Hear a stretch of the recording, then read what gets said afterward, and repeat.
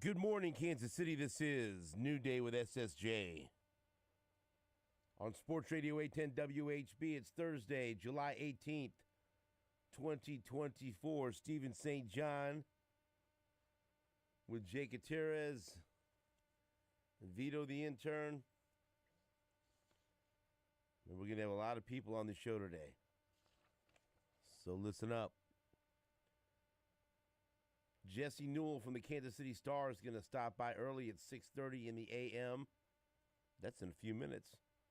Then we're going to talk to our baseball insider from ESPN, who was all over the Home Run Derby and All-Star Game, Buster Olney. He was on part of the broadcast crew on TV for the Home Run Derby and then part of the broadcast crew on the radio of the All-Star Game right here on Sports Radio 810 WHB. So we'll get his thoughts on what he saw from Bobby Witt Jr., the rest of the Royals, the American League, what he thought of the Hunter Harvey trade, and maybe if the Royals have anything else in their bag to pull out between now and the trade deadline. So Buster Olney on the show just after 7 o'clock.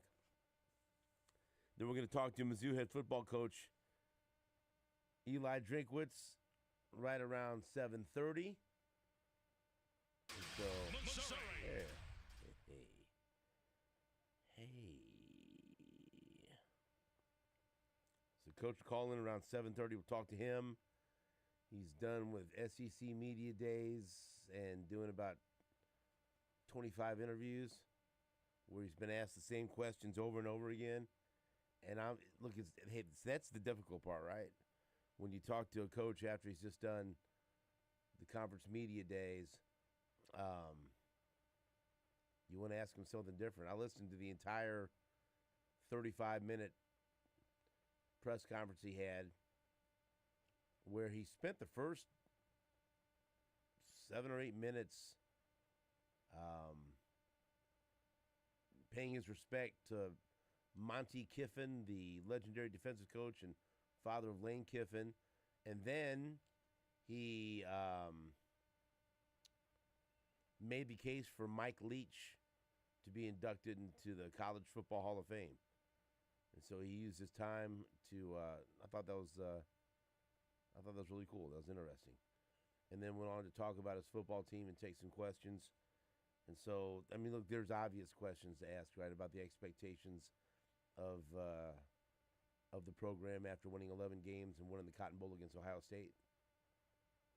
You know, you've got a kid that's recognized as one of the best players in the nation, and Luther Burden III, a quarterback returning in Brady Cook that should be one of the better quarterbacks in the conference, great leader on and off the field. But also, we're going to talk to him about, Jake, who's the author that you share a love for with Eli Drinkwitz? Ryan Holiday. So you're going to bring that up. I'm going to say my producer, you caught the ear of my producer when you mentioned, where did we hear that? Was that on a podcast? Or was it was on Rome. It was okay when he was on with Jim Rome. I need to go back and listen to what he said about feels like he had contact with Ryan Holiday maybe. Right, and so you need to go back and check that out because I want you to bring that up because that's something different. Ryan Holiday, for those who don't know, is a author. He's kind of known, one of his more famous books, some of the work that I really enjoy of his is called Daily Stoic. So he's into Stoicism. He's authored, I don't know, 7 or 8 different books. So I feel like if you're reading Ryan Holiday and so is Eli Drinkwitz, maybe I need to as well. Yeah. And so I'm going to hear. I'm going to ask Coach Drinkwitz his recommendation. Yeah, where you should start. I think that would be a great question. What book should I start, Coach, to improve my effing life? And Ryan Holiday also does a podcast where he brings other authors on, and I frequent that podcast. You'd like to be on that podcast at some point, wouldn't you? I don't know. I would feel awful. You're an author. Yeah. That's the book was ever released. Sure, I would absolutely. I would be honored to be at that caliber, but I would also feel very. These are very smart people. Mm-hmm. the Stephen Pressfields of the world and the Ryan Holidays. They're modern philosophers, is what. So we're going to ask Coach about that. So be prepared for that. Okay, I will. That's. Be prepared. I love it. I think he'll be engaged. He'll want to talk about that because. Why I want to do that because. Again, I listened to the entire press conference and then a couple of other interviews he did, and many questions were repeated over and over. Sure. And you could see him like, okay, Yeah. Get through anybody this grinder. got anything else for me? Right. No, I think that'd be fantastic. I'm excited to dig into that with him. I think we'd see another side of Eli Drinkwitz that we didn't see all week at SEC Media Days. I bet he'd be engaged in that. You can ask him about Mike Gundy, too, if you want. I don't know if I need to do that, but I would. Then we're going to talk to Gary Dieter and Anthony Sherman. I assume they'll be in studio. It says they'll be in studio. Neither were in studio last week. Gary Dieter did the heavy lifting while Anthony Sherman was on a beach somewhere. But Gary Dieter was on a beach as well, and he still called in. So for once, Dieter has the one-up on Sherm. And as we welcome Dieter and Sherman studio, we're going to get our first camp report from Pete Sweeney from Arrowhead Pride, who, as Vito the intern nods his approval. So it seems like it's a good segment now. So I look over and he's just nodding. Not nodding off, not sleeping. Just like he's like, oh, okay, that's something new.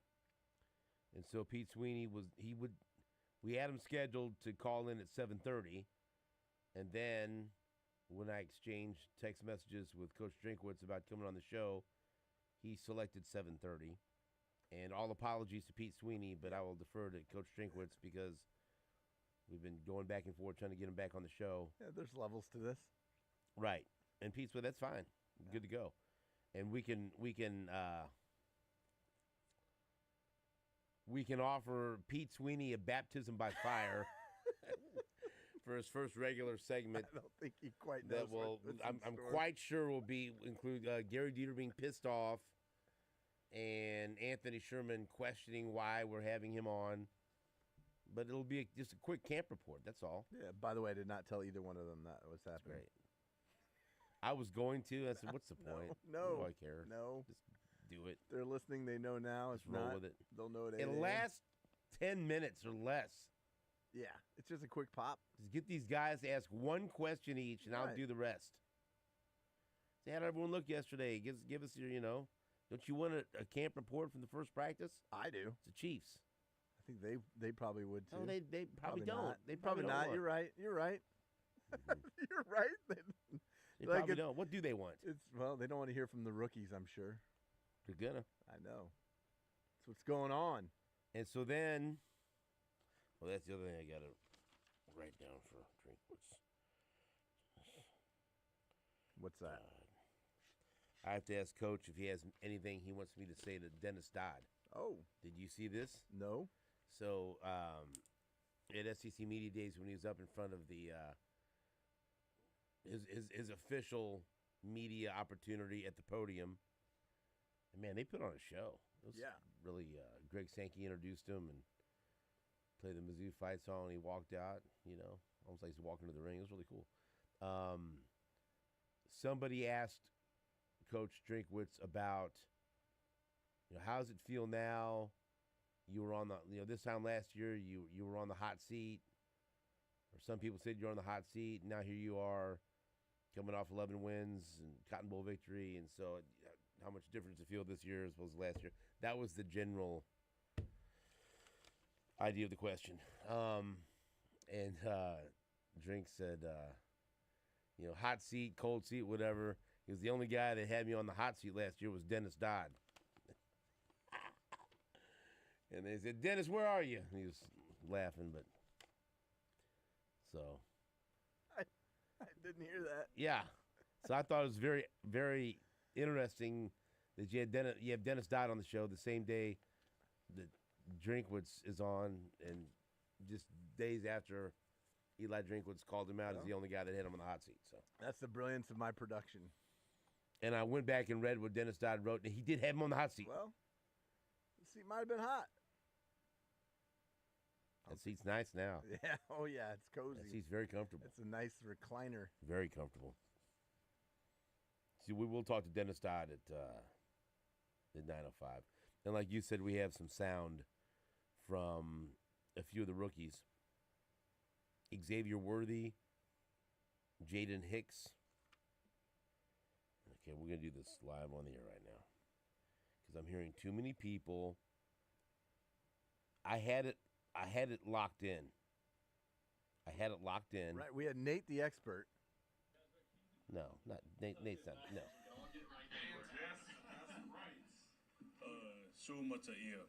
Suamataia. That's from the man himself right there. Now listen to him. Mataia. This is him saying it. All together now, Kansas City. Now listen to this. Listen and repeat. Suamataia. Suamataia. We'll do this together. Suamataia. Suamataia. One more time. Suamataia. Suamataia. Suamataia. Suamataia. Onomatopoeia. Suamataia. Suamataia.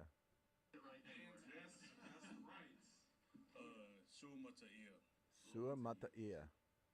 I've heard too many people say it too many different ways. I think I said it in your ear. Oh, you know, yeah, then it. Wrong. No, seriously, Right I've before- heard like 3 different pronunciations, and I'm like, I had it, now I don't have it. Suamataia. Suamataia. Suamataia. There it is. Yeah, I think right before we went to air. Yeah, you I told said you. whatever. Don't repeat it. I won't. Whatever you said It was was like not that. no. It was not that. Suamataia. Suamataia. So Kingsley Suamataia. We'll hear some comments from him. Suamataia. All together now, Kansas City. Suamataia. There you go. And see, it's simple when you hear it. Yeah, you and gotta then get in the say flow. It, but then When I you, I'm so not it's gonna- not just you. I'm not calling any people I out. know, I'll be. But I've heard other people. I'll be the first to call And I myself go, that's out. not it. But or is it? Or did something happen? Or did something change? Right. But when And he then- says it himself, Yeah, Suamataia. Suamataia. But then you question yourself, like, oh, I lost it. Now I got it again. I got to keep it. Suamataia. I got to keep it. So we'll hear from him as well. Kingsley. Yeah. Suamataia. It's not difficult once No. you hear it properly, and then you just Practice. do the repetition. That's all it is. Yeah. It's like, hey, it's like anything, repetition. That's right. That's right. And then at some point, the Royals will start playing again. I've had enough of this All-Star break. I understand. I get it. Everyone needs it, but let's go. They're back in action tomorrow, right? Let's go. Get out to the K. Like me specifically, you're just saying that No. in general to people out there. Fans, Royals fans, kick off a 9-game home stretch. This is a big one. Yeah. Beat up on the White Sox. It's teacher's night out there. How about that? Tomorrow? Yeah. Oh, it's great. We love the teachers. Sure we do. Michael Waka going for the Royals tomorrow. 3 against the White Sox, 3 against the Diamondbacks, a day off, and then 3 against the Cubs. That should be fun. And once again, that Friday night, July 26th game against the Cubs is Patrick Mahomes' bobblehead night. As Jake has begun That his is awesome. pursuit of a Patrick Mahomes bobblehead. Are you willing to go to the game to get that bobblehead? Well, unfortunately, I can't. Oh, boy. I've already. You're not getting it then. I was offered a ticket, and I'm unavailable. Who offered it? Um, If you don't want to say I can't tell you. Curious. What are you looking at your phone for? Trying to decide whether or not you want to give the name? I don't know If you have to think that hard about it, then say no, I can't tell you. I keep it myself. Okay, there you go. That's fine. Do I know him? No, you don't. Okay. I'll say first name. His name's Heath. Wow, what was all? If I don't know him, that's. I was just kind of looking at what he said. But he made the offer. Did he make the offer knowing of your love of bobbleheads, or was that just a coincidence that he offered to take you to the game that night? It wasn't because he heard like, oh, I heard you want this bobblehead. Well, I got an extra ticket. There was now. It wasn't. It was just Okay. he was offering me a good seat to the game. He didn't. I don't think he knows my love for bobbleheads. That's a big letdown, though, that you can't go now to get that bobblehead. Yeah, I know. But You must be doing something really important that I'm night working. instead. Yeah, I got a lot of things going on. My niece got engaged. Congratulations. How old is she? She is 21. Oh boy, that was a test, wasn't it? You looked up this guy, 21. 21. How do you feel about that? At 21. I'm okay with it. The young man that Have you met this boy? I have. How old is he? He's the same age. He might be a year older. You approve? 22. Kind of. Yeah. Kind of. Yeah. I mean, I don't know how much I should divulge. He's in law enforcement. That's good. Yeah. Old Jake would not have liked that. I think law enforcement may not have liked old Jake. Maybe that you get that reversed. Yeah. Right. No, he's part of the Overland Park Police Department. Okay. OP. I mean, that's good. I see that as upside. It is. I see now you have a family connection. I see as you try to expedite this process. Actually, you want to hear a funny story? Over Memorial Day, I was running. Yeah. Down Antioch. I was running down Antioch. What time of morning was this? No, this was we were off. It was literally Memorial Day, Okay. so I ran a little. It was probably 9, 10 in the morning, and I was running down Antioch in Overland Park, and I'd seen this officer had pulled this person over and was walking back to his squad car. Yeah. And it was Zach. Yeah.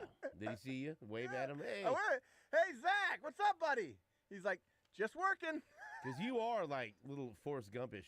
Oh, yeah, people see with me. the beard and everything, running. No, yeah, people see me running all the time. You will catch the eye of someone. I'll get a text message, because I put in miles. So if you're in Overland Park and you see a guy running, the tall guy with the big beard. So you're doing something with them that night. Is that why you weekend? brought that Yeah, up? Okay, there's all kinds of stuff going on. Okay. So. Well, that's reasonable. Yeah. But you're not getting that bobblehead. I know. Well, I will. How? I got people. But what does that mean? That work with the Royals or Yeah. the deal? Really? Well, I want one. I'll work on two. That's what I'm talking about. You got people. If it's just a phone call away, let's get. Well, I couple mean, of them they've in come through before. I mean, this is a big ask. It is a big ask. This is It's way Patrick bigger Mahomes. than Jorge Solar bobblehead. Oh, you think the Mahomes bobblehead? Yeah. It's a big ask. So I'm back channeling it. Well, that's good to hear. That you've got time. That's not until July 26th. All right. Let's. We're gonna have Jesse Newell here.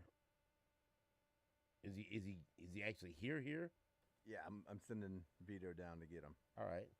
We'll play a couple of clips when Jesse's here and get him to respond to some of the comments that the rookies made yesterday, including Xavier Worthy talking about his much-discussed hamstring, where Andy Reid said they're going to ease him into training camp, and Patrick Mahomes said there is no easing anyone into training camp. I'm going with Where Pat, basically he said he's going to try to make him vomit because he used the comparison of Rashee Rice throwing up. He did.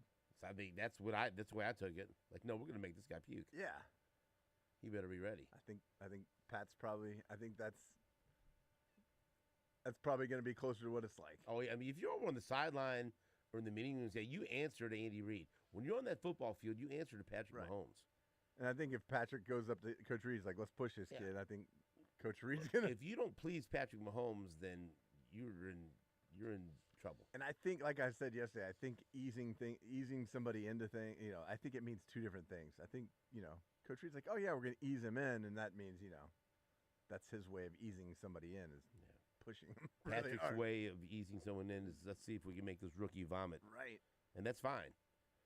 Okay? Because on the field, it worked out for Rashee Rice. He was all right at the end of the year, wasn't By he? the end of the year, That's he right. was. That's right. All right, we got a packed show for you today, and we're glad you're a part of it. We'll take our first break. We'll be right back after this on New Day with SSJ.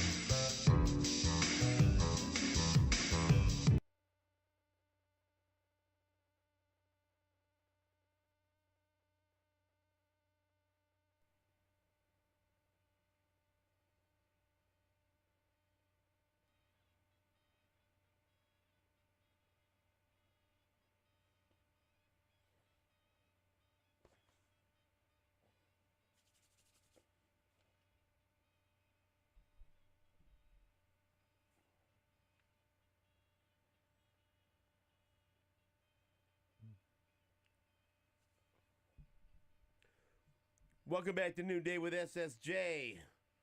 We're going to talk to Eli Drinkwitz at 7:30. We'll have Buster Olney at 7 o'clock. Before that, Gary Dieter and Anthony Sherman, Pete Sweeney, Dennis Dodd, all kinds of stuff.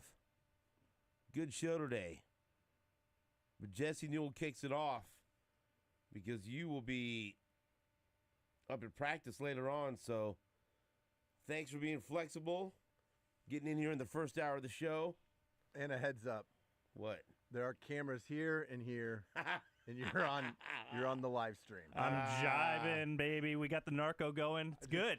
Just, I've never been on the live stream. This is awesome. Right? No, yeah. So I had no idea. You glad Jake told you? I am glad. Careful what you put on your computer screen.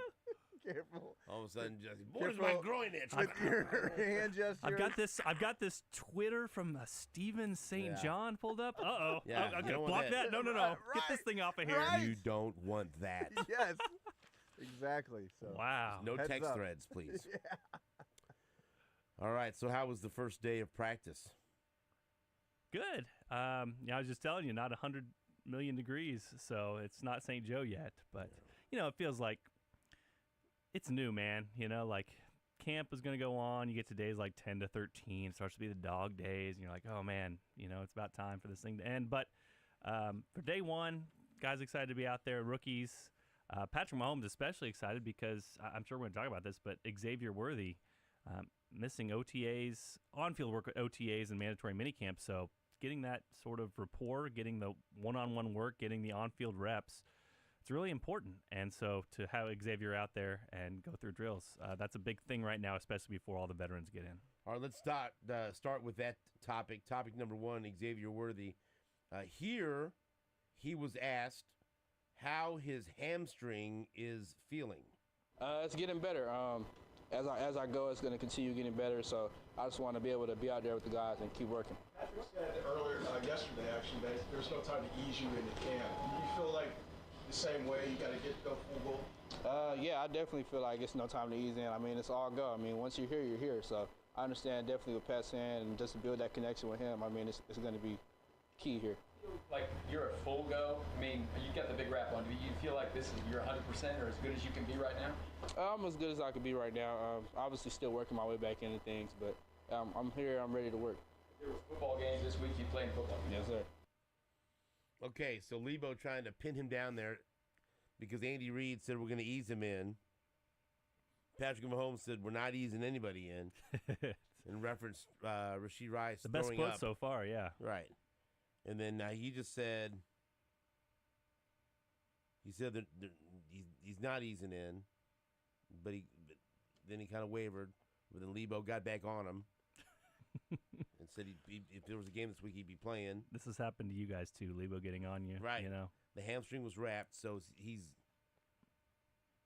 good to go. So everything is true. Let's kind of go through all the people talking and what this all means. Let's start with Xavier. Xavier had a big wrap on his hamstring. There was one of his highlights was a catch down the sideline against Najee Johnson, where he kind of had a deep route down the right sideline, kind of cradling with one hand, brought it to two. And one of the best plays of yesterday. They didn't do a whole lot yesterday. They went for just a little bit over an hour, kind of easing those guys in. But on that particular route, we know Xavier Worthy's speed. Like, he did not burn Najee Johnson. And we saw some of that when he did participate in rookie minicamp, where he was just burning guys. I don't think the hamstring is fully up to speed yet, and I think you heard that from Xavier yesterday, where he's still easing back into this thing, which means, he's not going to push this thing to the limit right now because there's no reason to on July 17th. That's why Andy Reid is saying, hey, we are going to be cautious with him, him talking about the Chiefs, because he's been out for all this time. If he blows a hamstring right now, what good does that do you? He hasn't been going full go on it. And with rookies right now, what happens with the Chiefs is right now only rookies, quarterbacks, and select veterans are in there. So Andy Reid keeps talking about the short lines. The first 3 days of practices, he means like when you're doing reps as a normal team group in the big practices, you have 8 or 9 receivers.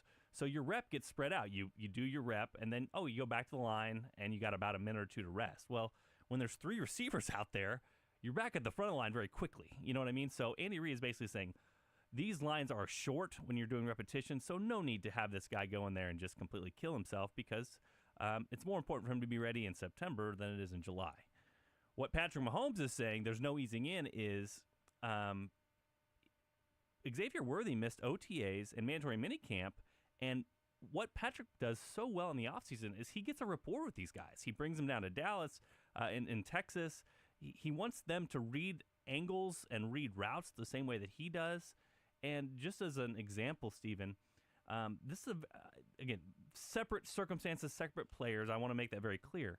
But this is what happened to Sky Moore almost exactly 3 years ago, is that Sky Moore came in, was a high draft pick, had a hamstring injury, missed OTAs, missed mandatory minicamp, and people say what they need to at the time, but, sort of when the season played out and things didn't go as planned, sort of what you heard at the end of the season from personnel and coaches was like, well, Sky Moore missed mandatory minicamp. He missed OTAs. That's really important time to get rapport with Patrick Mahomes.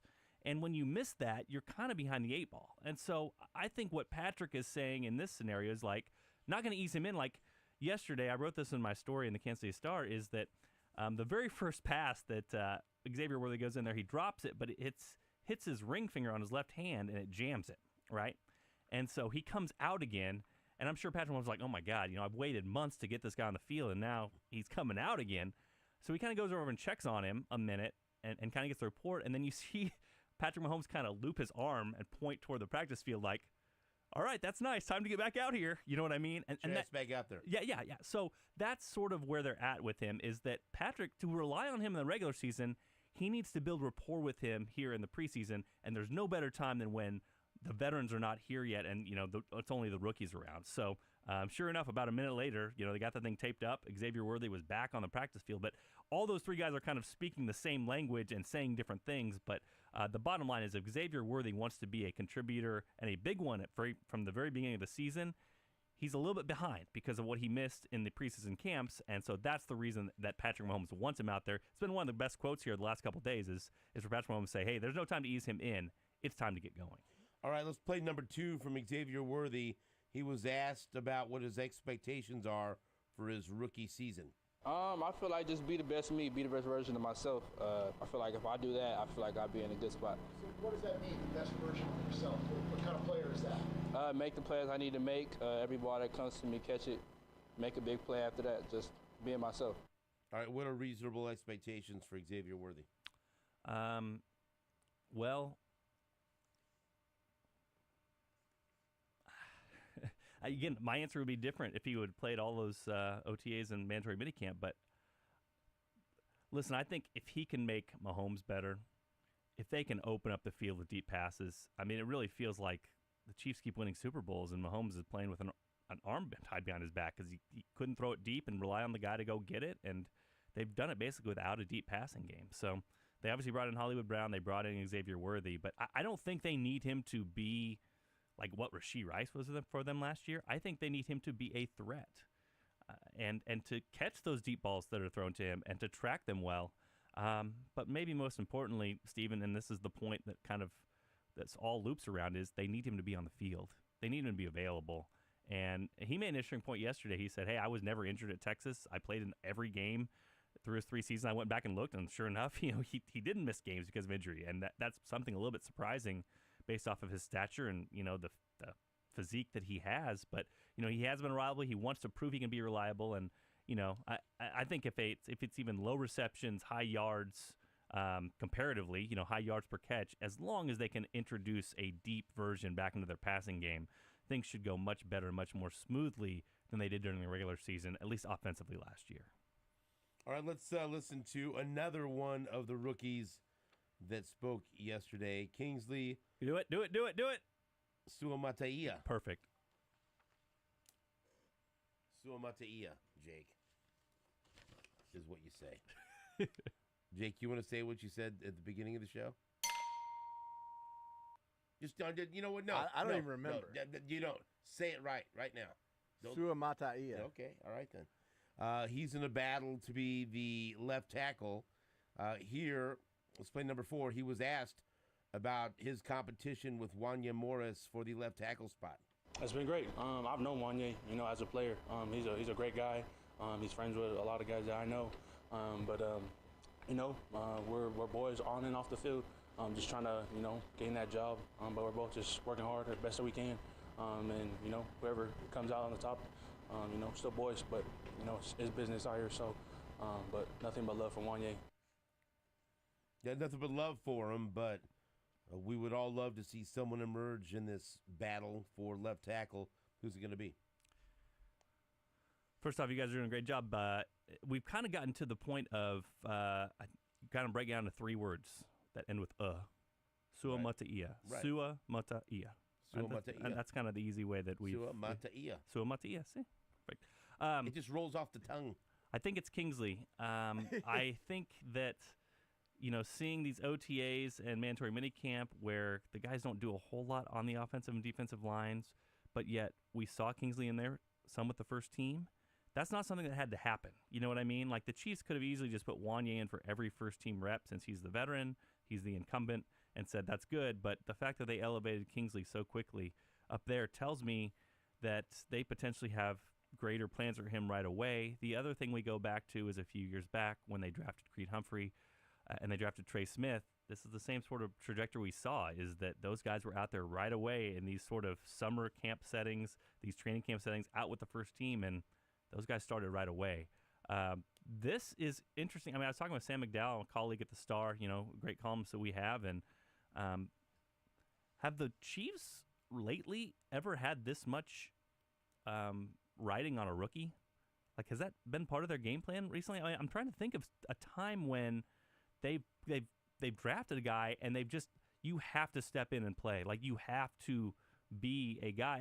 And maybe it's not have to, because, again, they do have Wanye Morris. They know him and his skill set better than the rest of us. But by early indications, it seems like they're going to put a lot on Kingsley and expect him to, if not compete for this job, to go out and win this job. But that is sort of a lot riding on this particular position and this particular player. So I asked him yesterday, you guys played the quote up top about, do you feel pressure here? I mean, is there pressure on you to come in and be what this team thinks you can be, because you're the left tackle potentially? This is a team that wants to win a third straight Super Bowl, and this is one of the biggest question marks of the entire team, is whether you can come in and play. And, Kingsley kind of shrugged that off. That's probably a good thing. You don't want him coming in with a mountain load of pressure into training camp. But we were kind of discussing this. I don't know that they've drafted a rookie lately that maybe potentially has as much riding on their season as Kingsley does. Because if he performs well right away and shows his athleticism and can be an average NFL left tackle,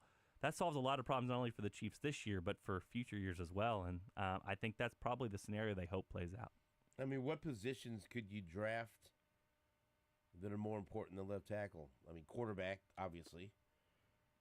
But then after that, I mean, the guy that's protecting your quarterback. I mean, yeah. When you look at the position groups, quarterback, receiver, offensive, defensive line are kind of the ones, especially edge rusher, are the ones that you draft super early. Those are the ones that kind of elevate. Trent McDuffie had guys around him, but he was.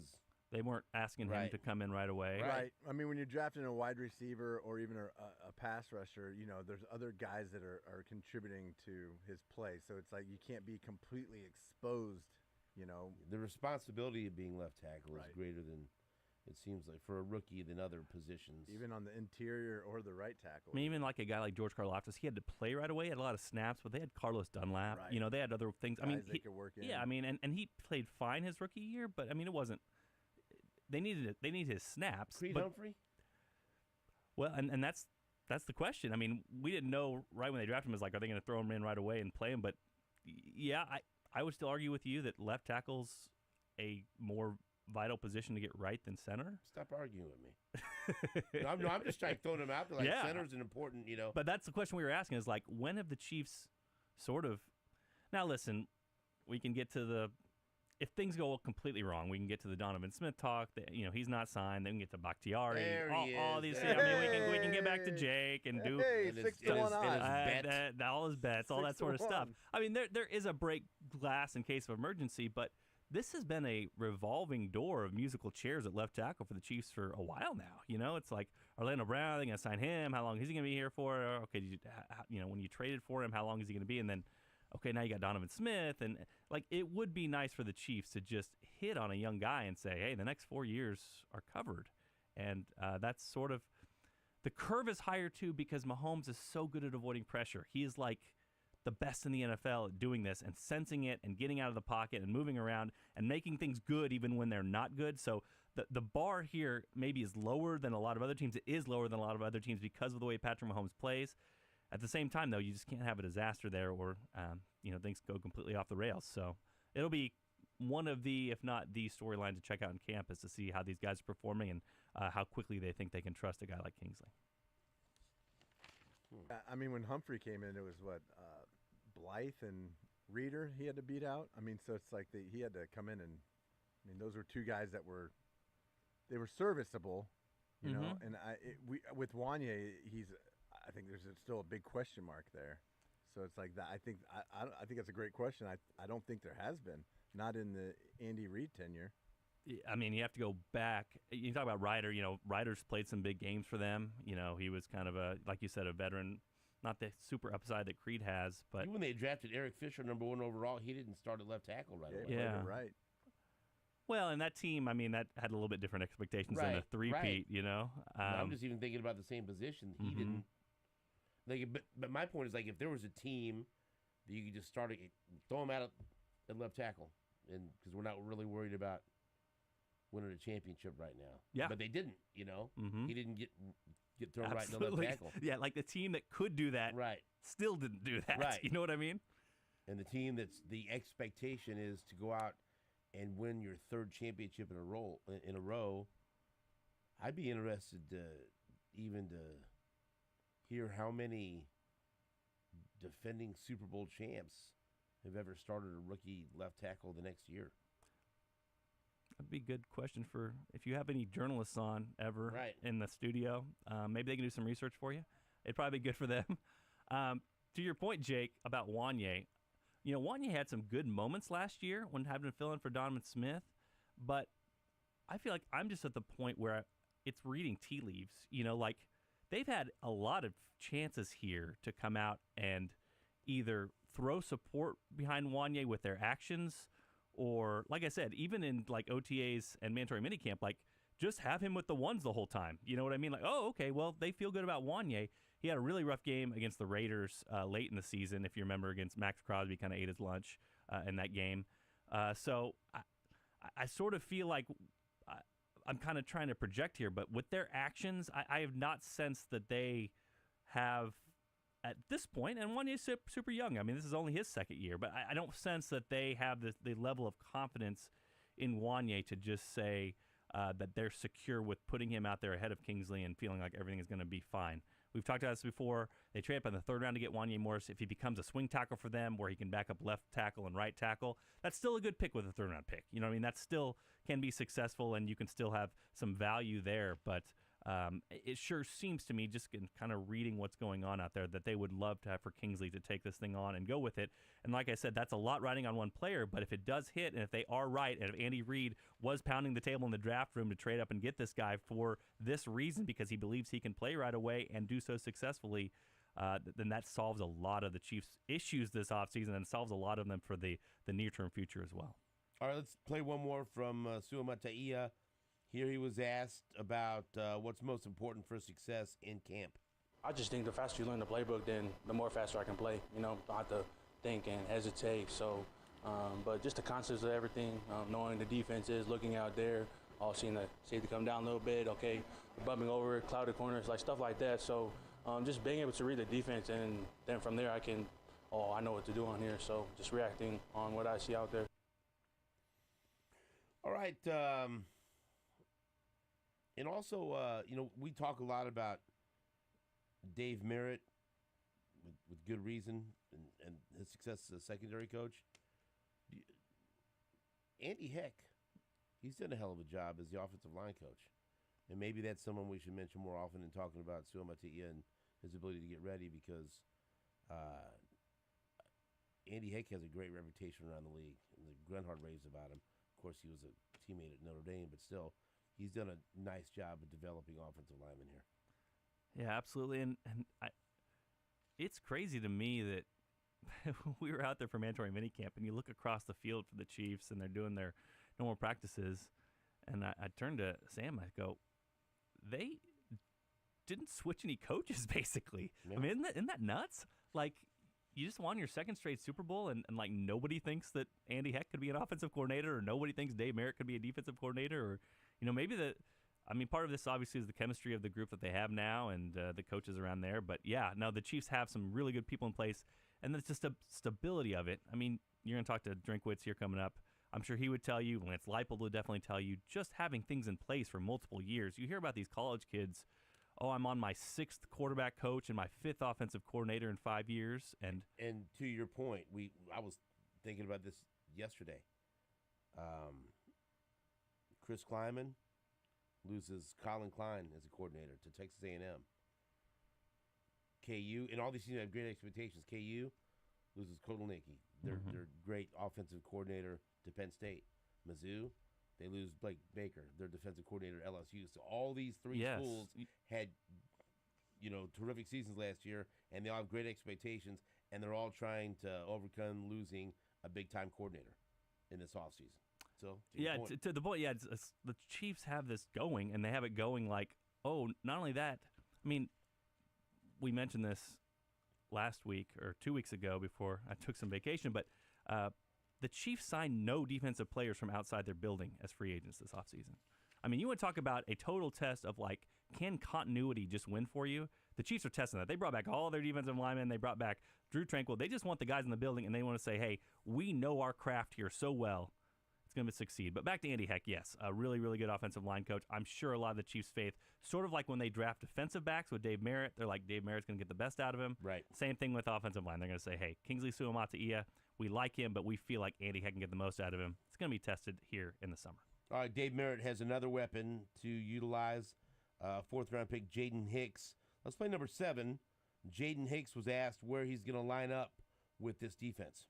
I mean, they kind of have me wherever, so it's wherever they need me to be at. I'm going to be ready for it. But we talked to some guys about learning the playbook in one spot. What is the difficulty of learning maybe multiple spots right now? I mean, it's pretty difficult just because it's multiple positions, but, I mean, it's going to help me long-term and overall just because I know where, multiple spots are at and multiple places. So it'll help me overall, and that's what I just try and lock in and, come to a realization that that's what it's going to be at. And, whatever happens, I can play wherever.